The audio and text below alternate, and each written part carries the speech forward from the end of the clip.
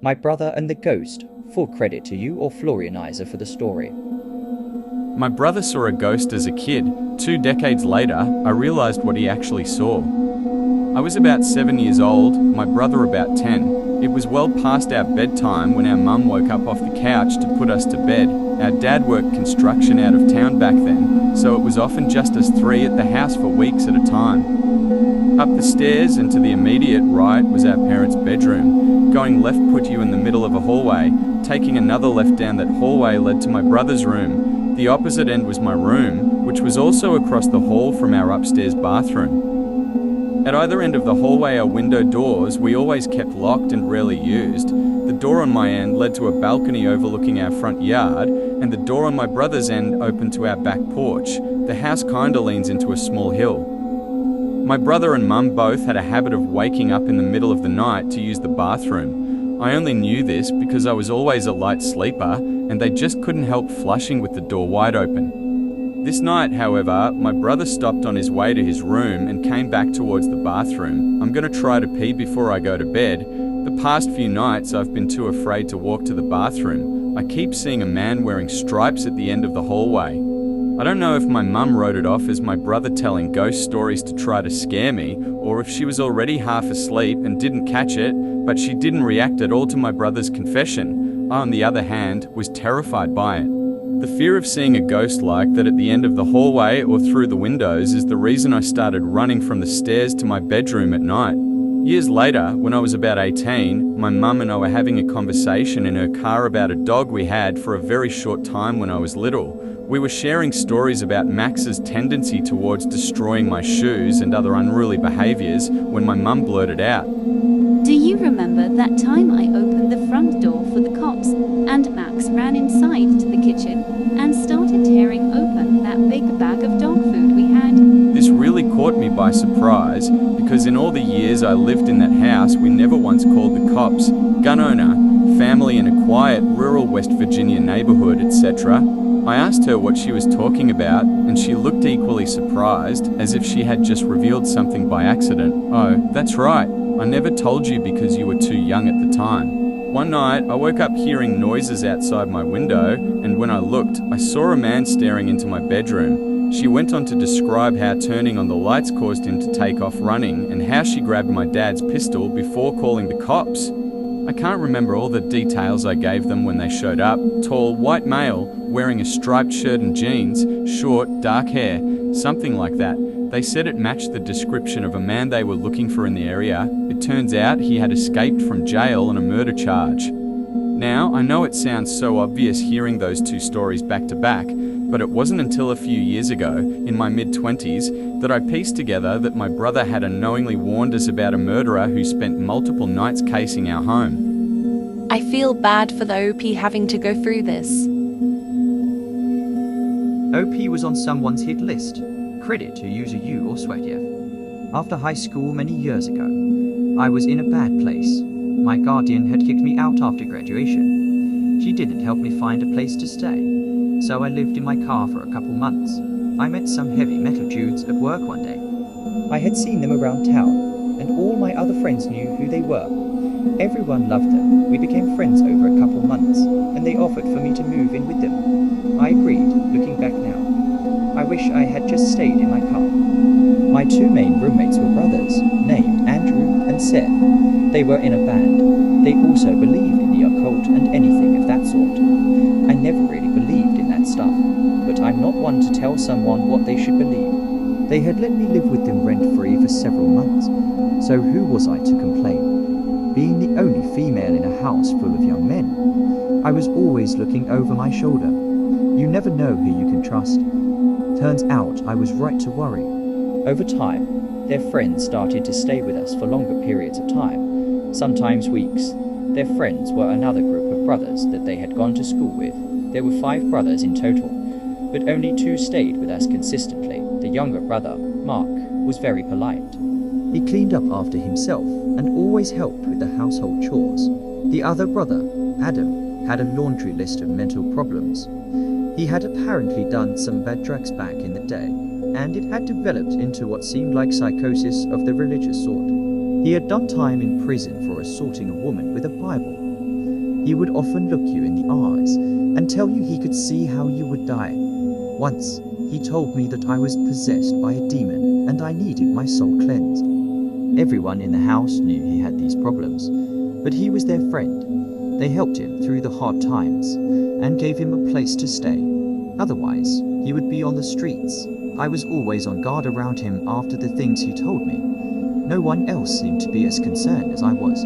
They should have been. One day, I was sleeping and my phone rang. It was my boss. He asked if I could come into work an hour early. It was only 12 p.m. I was broke and had nothing better to do, so I said yes. I got up and began getting ready to leave. I walked out into the living room to see Mark and Andrew sitting on the couch, while Adam sat on the floor by the TV. He was watching scripture videos on YouTube, some real end-of-day shit that was fairly common. So I went about my business. I said goodbye and left for work. My shift at work was almost complete. When the phone rang, my boss answered, handed the phone to me, and said, "For you." I was just a cashier, so I assumed it was a friend that couldn't reach me on my phone. I answered the phone and heard a man's voice that I didn't recognize. "Hi, this is Detective Williams. Something happened at your apartment today, and we need you to come to the station to talk about it." I left work immediately. I had assumed one of the brothers had been arrested for drug dealing or something. I was very wrong. I got to the station and was buzzed in. An officer escorted me to a small, cold room with a camera. He gave me a bottle of water and left me by myself for about 30 minutes. My mind was racing thinking about what could have happened. He came back in and informed me that Adam had stabbed and killed Andrew at around 1 p.m. I was shocked. I had just left the house an hour before it happened, and everything seemed fine. I asked if there had been a fight. The detective informed me that there hadn't been a fight, and it seemed to have happened out of nowhere. I gave my statement to the police and left with nowhere to go, still in shock and confused out of my mind. Our apartment was a crime scene, so I went to another friend's house to watch the news report, since the police wouldn't give me any information on the case. Over the next couple of days, the information began to be released. Adam hadn't just stabbed Andrew once, not twice, but he had stabbed him over and over and nearly decapitated him. After the murder, he ran down the road, still holding the murder weapon. He called 911 and informed them what he had done. I watched the news report in horror. We had known he was unstable, but this, he had fully confessed to the brutal murder and provided police with his notebooks. He had apparently been planning to murder all of his brothers, my roommates, and me. He thought we were possessed by demons, and this was the only way to free us. Luckily, none of his other intended victims were there that day. Mark unfortunately witnessed the murder, but he luckily escaped. If I hadn't gotten that call from my boss, I wouldn't be alive today. As well. To the man who brutally murdered my friend and wanted to murder me, let's never meet again. I feel bad for the OP, and I hope the brothers, Seth, and the OP are alright. OP was kidnapped as a child.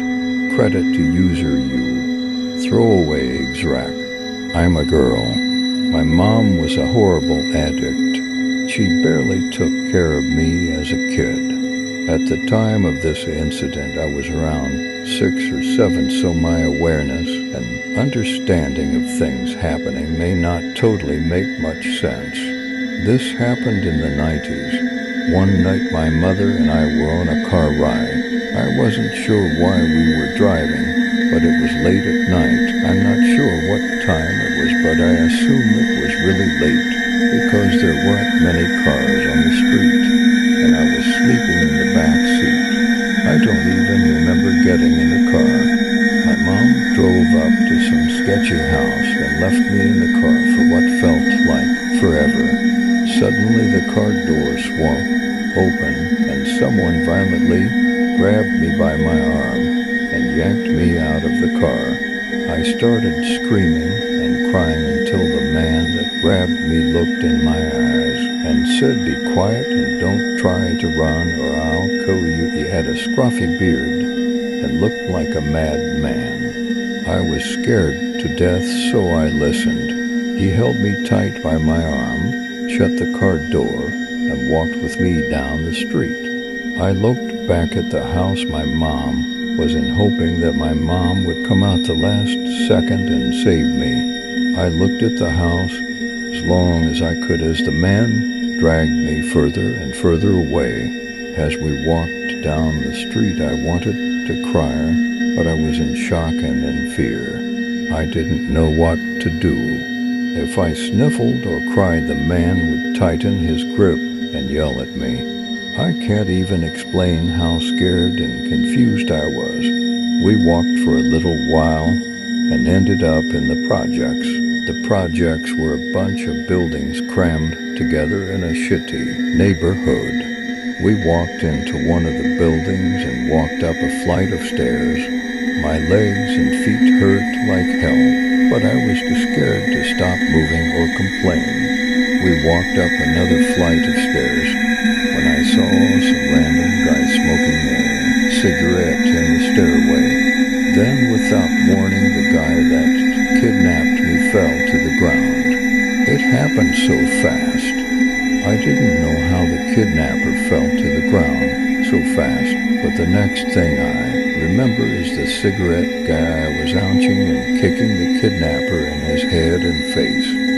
The kidnapper was out cold. Cigarette guy picked up the kidnapper by the back of his jacket and threw him down the stairs.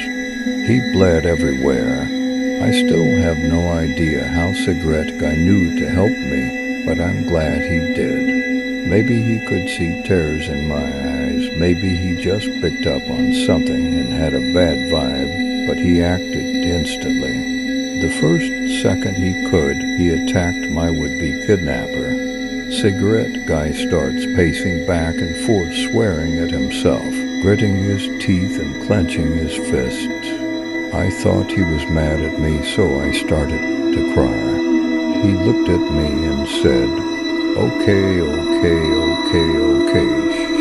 shut up. He had an attitude, so I listened to him out of fear. He started to ask me questions with an attitude. Why are you out this late? Where are your parents? Why would you talk to strangers?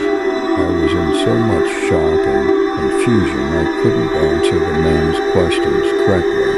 He asked if I knew my way home, and I told him I didn't.